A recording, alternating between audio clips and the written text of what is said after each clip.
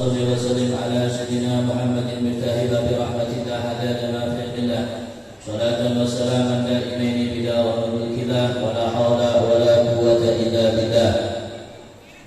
أما بعد, hadirin mukarramin, para habaib, para alim ulama, wabil khusus yang hadir di tengah-tengah kita Al-Habib Amin Qutbi bin Syahidil Habib Haidar bin Muhsin Al-Hidwan, dan juga yang kami hormati dan kami muliakan kepada Al-Habib Hasan As-Segaf, dan semua para habaib yang tidak bisa kami sebutkan nama satu persatu tanpa mengurangi rasa hormat.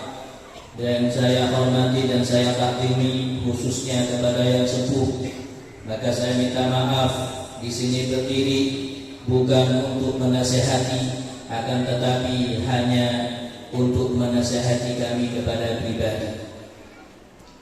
Alhamdulillah, itu yang bisa kami ucapkan atas syukur kita kepada Allah Subhanahu wa taala. Di pada siang hari ini Allah Subhanahu wa taala menakdirkan kita hadir di tempat ini merupakan ketentuan dari Allah Subhanahu wa taala. Allah telah memilih kepada kita bahwa kita ini adalah diharapkan oleh Allah menjadi orang-orang yang baik. Seperti yang dikatakan, "Mayuridillahu khairan yufaqihu fiddin." Barang siapa yang oleh Allah Subhanahu wa taala diinginkan orang itu menjadi orang yang baik, maka akan dipahamkan di dalam agama. Perkenalan kita kepada Allah, kenalnya kita kepada Rasul sallallahu alaihi wasallam, itu merupakan sumber utama di dalam pemahaman kita terhadap agama. Semakin banyak contoh kita yang kita dapatkan terhadap Rasul sallallahu alaihi wasallam, maka itu adalah merupakan pemberian yang sangat besar. Itu adalah merupakan sangat besar pemberian dari Allah, karena ukuran kita semua di dalam ibadah kepada Allah tiada lain hanya kepada Rasul sallallahu alaihi wasallam. Apabila ada seseorang yang tidak berada Rasul sallallahu alaihi wasallam, maka itu adalah ibadahnya tertolak, walaupun itu merupakan ibadah yang menurut kita itu adalah ibadah yang sangat baik. Seperti yang dikisahkan terhadap sahabat Rasul sallallahu alaihi wasallam yang namanya Abdullah bin Amr bin As. Maka beliau adalah salah satu ulama di zaman sahabat Rasul sallallahu alaihi wasallam. Bahkan beliau termasuk orang yang meriwayatkan atau mempunyai tamsil terhadap Rasul sallallahu alaihi wasallam, yaitu sebanyak 1000 tamsil. Mempunyai 1000 perumpamaan di dalam sebuah kehidupan yang dilakukan oleh Rasul sallallahu alaihi wasallam. Maka apa yang terjadi kepada Ibnu Amr ketika beliau kawin dengan salah satu seseorang yang kemudian beliau meninggalkan istrinya dikarenakan sibuk di dalam beribadah kepada Allah. Ketika malam hari sibuk di dalam beribadah dan munajat kepada Allah, malam dan malamnya dihabiskan beribadah kepada Allah Subhanahu wa taala, siangnya kemudian dia dihabiskan berpuasa untuk Allah Subhanahu wa taala, sehingga di saat istrinya dipanggil oleh mertuanya, yaitu adalah Amr bin As, ketika ditanya, wahai istri Abdullah, apa yang kau dapatkan? Apakah suamimu di situ ada termasuk orang yang baik? Maka kemudian dijawab, wahai ayahku, sesungguhnya aku mendapatkan orang yang sangat bertakwa kepada Allah Subhanahu wa taala. Akan tetapi dia tidak pernah mendatangiku. Kemudian dia perempuan yang merasa malu kepada Rasul sallallahu alaihi wasallam dan minta kepada Rasul sallallahu alaihi wasallam di dalam nasihatnya. Kemudian dipanggillah. Ketika ditanya, wahai Abdullah, apakah engkau siangnya untuk berpuasa dan malamnya untuk beribadah kepada Allah sehingga engkau tidak sempat untuk mendatangi istri? Maka kemudian dia, ya Rasulullah, maka kata Rasul sallallahu alaihi wasallam, demi Allah, maka sungguh tidak ada orang yang lebih takut kepada Allah daripadaku. Tidak ada orang yang lebih takwa daripadaku. Akan tetapi saya masih mendatangi istri. Akan tetapi saya masih tidur, saya masih makan. Maka kata Rasul sallallahu alaihi wasallam, "Man raghiba an sunnati falaysa minni." Barang siapa yang tidak senang terhadap sunnahku, maka itu adalah bukan dari golonganku, kata Rasul sallallahu alaihi wasallam. Maka dari itulah semua ukuran semuanya kepada Rasul sallallahu alaihi wasallam, termasuk yang sekarang yang kita saksikan, ini adalah salah satu sunnah dan juga salah satu awal di dalam mentarbiyah atau mendidik seorang anak. Maka saya ucapkan kepada Habib Hasan As-Segaf yang sedang lagi bahagia sudah mempunyai seorang cucu, mudah-mudahan Allah Subhanahu wa taala dijadikan anak yang soleh dan bisa berbakti untuk agama dan bisa berbakti kepada dua orang tuanya. Para hadirin yang dimuliakan oleh Allah Subhanahu wa taala, maka di sini adalah juga dilaksanakan di sini adalah kita karena Allah Subhanahu wa taala di dalam Al-Qur'an itu disebutkan qu anfusakum wa ahlikum nar. Maka sesungguhnya kata Allah Subhanahu wa taala, jagalah diri kalian jagalah diri kalian wa ahlikum, dan juga adalah keluarga kalian, yaitu dari kobaran api neraka. Kemudian Ibnu Abbas mengatakan apa yang disebut dengan qu anfusakum, maka itu adalah ajibu wa ajibu, yaitu adalah ajari tentang akhlak kepada anak kita dan juga adalah ajari kepada anak kita tentang tarbiyah, yaitu adalah tentang pelajaran yang mengenalkan kepada agama Allah Subhanahu wa taala. Maka ini yang kita saksikan pada siang hari ini adalah merupakan awal di dalam pendidikan, karena setiap seorang anak seperti yang disebutkan oleh Rasul sallallahu alaihi wasallam, kullu gulamin rahilatun bil aqiqah. Maka kata Rasul sallallahu alaihi wasallam, setiap anak maka itu adalah digadaikan, maka harus kita tebus dengan menggunakan aqiqah, yaitu dengan cara yang benar. Sehingga dalam riwayat yang lain, Rasul sallallahu alaihi wasallam ketika mempunyai seorang cucu yang bernama Sayyidina Hasan dan Sayyidina Husain, maka kemudian Rasul sallallahu alaihi wasallam di dalam kebahagiaannya kemudian beliau menyembelih 2 kambing untuk Sayyidina Hasan dan juga 2 kambing untuk Sayyidina Husain. Maka seperti itulah ini adalah merupakan sunnah dari Rasul sallallahu alaihi wasallam. Apa hikmahnya semuanya hadir? Maka ini sebuah hikmah atas syukur kita kepada Allah Subhanahu wa taala yang Allah memberikan kenikmatan yang agung, yaitu adalah berupa anak yang nantinya anak di sini akan membawa kepada kebahagiaan, baik kebahagiaan dunia dan juga kebahagiaan di akhirat. Apabila kita mendidik betul kepada anak, maka kita akan mendapatkan kemanfaatan besar baik di dunia ataupun di akhirat. Akan tetapi di saat kemudian kita lalai terhadap pendidikan kita kepada seorang anak, maka bukan membawa di dalam kebaikan, justru akan membawa malapetaka. Itulah Rasul sallallahu alaihi wasallam di dalam mendidik. Bagaimana Rasul sallallahu alaihi wasallam di dalam mendidik, maka sungguh tidak ada sebaik-baik pendidikan seperti pendidikan yang dilakukan oleh Rasul sallallahu alaihi wasallam. Rasul sallallahu alaihi wasallam maka tidaklah pendidikan yang diterapkan di rumahnya, melainkan hanya semuanya mengingatkan kepada Allah Subhanahu wa taala. Semuanya didekatkan kepada Allah Subhanahu wa taala. Maka dengan nikmat yang Allah berikan seorang anak, maka kemudian kita mempunyai aset di dalam mendidik sehingga nanti akan bisa menolong khususnya di akhirat ketika kembali kepada Allah Subhanahu wa taala.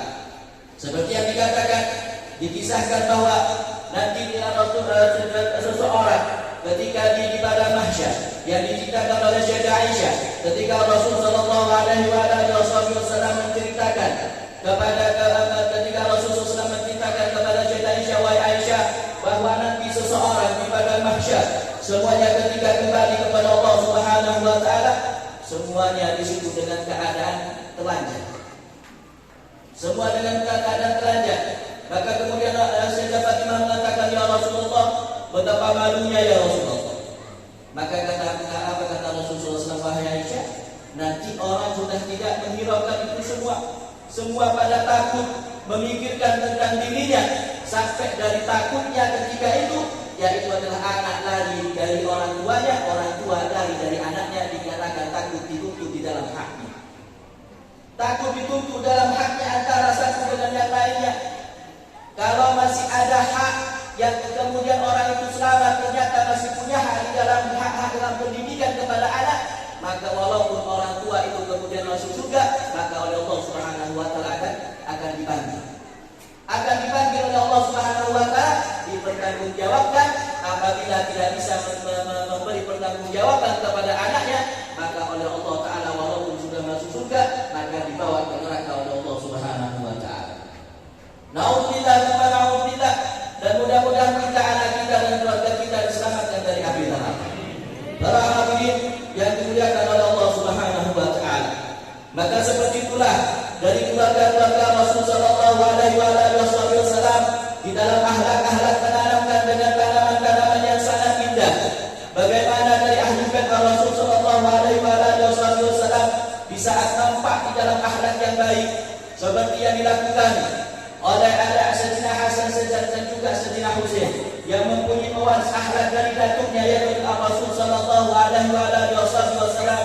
Maka beliau di saat menemukan seseorang yang lebih tua dari beliau kemudian berwudu dengan keadaan wudu yang salah. Bertemu dengan orang yang berwudu dengan wudu yang salah. Akan tetapi dia tidak langsung dikatakan cucu Rasul sallallahu alaihi wasallam, kemudian mendekati kemudian mengatakan ente wudunya yang salah, ente wudunya di situ adalah pas. Maka tidak seperti itulah cucu dari Rasul sallallahu alaihi wasallam, bahkan dari akhlak yang sangat mulia kemudian mengatakan kepada yang lebih tua itu, wahai fulan, maka coba lihatlah kami berdua ini akan berwudu, apabila ada salah maka tolong untuk dibenarkan. Maka kemudian apa?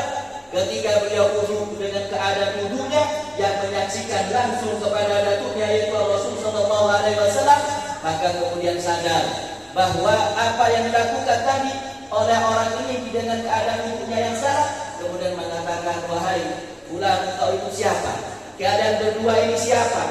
Maka aku tidak pernah menemukan wudu yang seindah yang sebagus yang kau lakukan dalam wudunya. Maka kemudian mengatakan, kami adalah Hasan dan ini adalah adikku adalah Husain. Maka kemudian dia sadar bahwa yang dimaksud bukanlah itu, akan tetapi di dalam berwudunya tadi yang salah, sampai mengatakan aku tidak pernah menemukan wudu sesempurna yang kau lakukan. Berarti punya kami yang salah.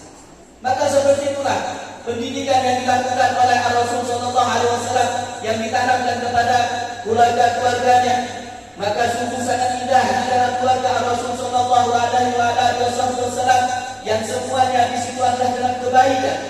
Dalam kebaikan berlomba-lomba di dalam mendekatkan diri kepada Allah Subhanahu wa taala. Maka seperti yang terjadi kepada putri tersayangnya Rasul sallallahu alaihi wasallam yaitu adalah Sayyidah Fatimah Zahra. Sayyidah Fatimah Zahra di saat Sayyidah Fatimah Zahra yaitu adalah sama-sama suaminya yaitu Imam Ali karramallahu wajhah, didapatkan beliau dengan keadaan kotor badannya dikarenakan masih sibuk untuk mengurus kedua anaknya, masih sibuk di dalam menggiling gandum untuk dipersiapkan dalam makannya. Maka kemudian ketika melihat hal itu Sayyidina Ali karramallahu wajhah, maka kemudian mengatakan kepada sang istrinya, wahai istriku, coba datang kepada Rasul sallallahu alaihi wasallam dan kemudian memintalah sesuatu barangkali bisa membantu di dalam rumah tangga kita, dikarenakan kami datang barusan dari peperangan yang mendapatkan kemenangan dan mendapatkan di situ adalah harta rampasan termasuk budak-budak yang dirampas oleh orang Islam. Maka kemudian Sayyidah Fatimah Zahra datang kepada Rasul sallallahu alaihi wasallam. Ketika datang kepada Rasul sallallahu alaihi wasallam untuk maksud tujuannya meminta bantuan kepada Rasul sallallahu alaihi wasallam, akan tetapi Sayyidah Fatimah Zahra tahu betul bagaimana Rasul sallallahu alaihi wasallam, bagaimana di situ kewibawaan Rasul sallallahu alaihi wasallam, sehingga Sayyidah Fatimah Zahra tidak bisa mengucapkan sesuatu apapun lebih-lebih di situ minta bantuan di dalam urusan dunia. Maka kemudian ketika Sayyidah Fatimah Zahra tidak bisa mengucapkan, pulanglah Sayyidah Fatimah Zahra ke rumahnya dengan tangan yang hampa, dengan keadaan dengan tidak mendapatkan apa-apa. Ketika ditanya oleh Imam Ali, apa yang kau dapatkan, apakah Rasulullah telah memberinya? Maka dia mengatakan, saya tidak bisa mengucapkan sesuatu kepada Rasul sallallahu alaihi wasallam. Maka kemudian oleh Imam Ali ditemani untuk datang kepada Rasul sallallahu alaihi wasallam. Maka Maka kemudian sampailah kepada Rasulullah SAW Imam Ali yang mengatakan keinginannya istajabati Fatul Zahra, maka apa yang didapatkan oleh putri tersayangnya Rasulullah SAW, apakah kita mempunyai gambaran bahwa akan semuanya dikasih dikarenakan ini adalah putri seorang utusan? Apakah di sini semuanya apa yang diminta kemudian dikasih? Dikarenakan ini adalah satu pemimpin dari wanita nanti di surga. Maka tidak, sungguh Rasulullah SAW tidak memanjakan di dalam keluarga, yaitu dengan urusan materi, akan tetapi didekatkan diri kepada Allah Subhanahu wa taala. Padahal Rasulullah SAW diberikan amalan yaitu adalah amalan yang kita sering baca di dalam sunnah ketika kita hendak tidur.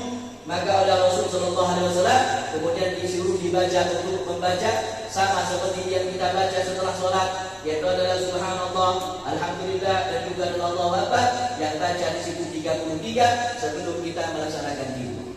Barang siapa kata Rasulullah SAW yang baca ini sebelum tidur, maka Allah Subhanahu wa taala akan diberikan bantuan lebih dari engkau mempunyai seorang pembantu. Maka seperti itulah pendidikan yang dilakukan oleh Rasul sallallahu alaihi wasallam di dalam rumah tangganya. Maka beliau tidak memberikan kesempatan sedikit pun untuk meninggalkan, untuk tidak ingat kepada Allah dan meneladani tentang akhlak Rasul sallallahu alaihi wasallam.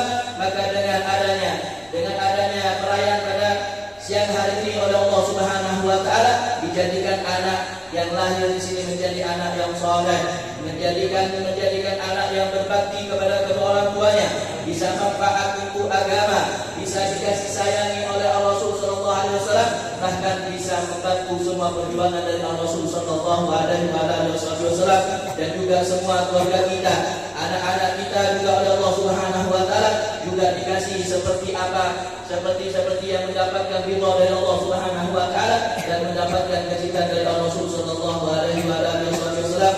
Mungkin ini yang bisa kami sampaikan, kurang lebihnya mohon maaf. Assalamualaikum warahmatullahi wabarakatuh.